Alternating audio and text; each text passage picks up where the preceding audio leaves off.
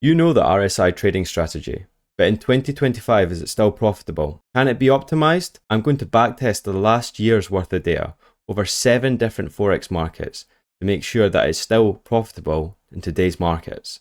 Let's dive into the charts.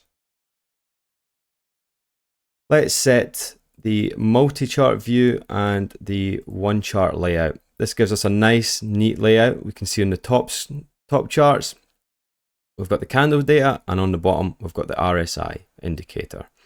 Let's create a simple strategy. The typical RSI trading strategy is once the oversold region goes above 70, we create a sell order. Let's do that. Once the RSI, the latest candle, and we're on the 15-minute time frame, goes greater than 70, we create a sell order. This is all the times that it would have traded, or you would have traded, on the Australian dollar and Canadian 15-minute time frame. Let's create some settings for it. Take profit 2 to 1, 0.20, 0.10%. Perfectly fine on a period like this. Starting capital 10,000, again totally fine. Position size 5%. Leverage, let's say for example your broker offers 50x leverage. Put that in, and then you put in your spread and your pips and your commission on what your broker typically would put in.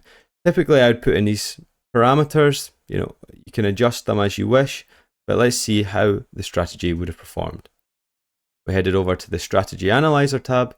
We can see instantly that the total equity over the 7 different Forex markets we've traded is a losing strategy. In fact, it's a very bad losing strategy. It's 25% negative equity. We can see down the left-hand corner that only one instrument has actually came out profitable. Let's see if we can optimize it.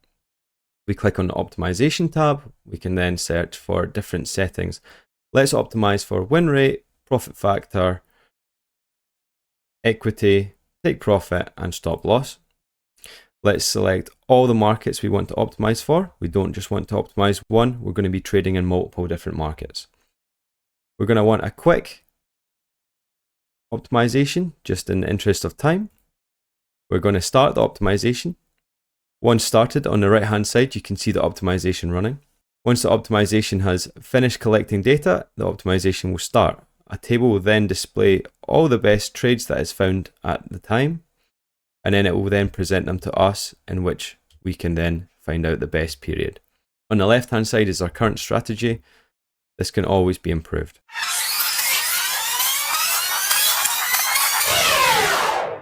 Great, now the optimization has been finished. We can see below a list of different strategies in this table. Let's click on one, for example. When clicked on one, we are presented with a bunch of analytics, analysis, and information about that strategy. We can see the average win, we can see the max win streak, the max loss streak, and then we can also see the parameters that have been changed. For example, in this one, our take profit is 0.06 and it was 0.2. Stop loss hasn't changed, it's 0.09, and the RSI period is now down to 10, it was 14. If you were to trade in today's current markets and today's conditions, these are the strategy and the indicator periods that you're going to be wanting to use. If, for example, your slippage is a little bit higher, you want to backtest something a little more extreme, then you'd set them settings and the take profit probably wouldn't come out as low. We can then set and apply the strategy if we wanted to look further into it. That's everything from me. If you have a strategy you want me to test, backtest, put it down below in the comments section. Thanks very much for watching.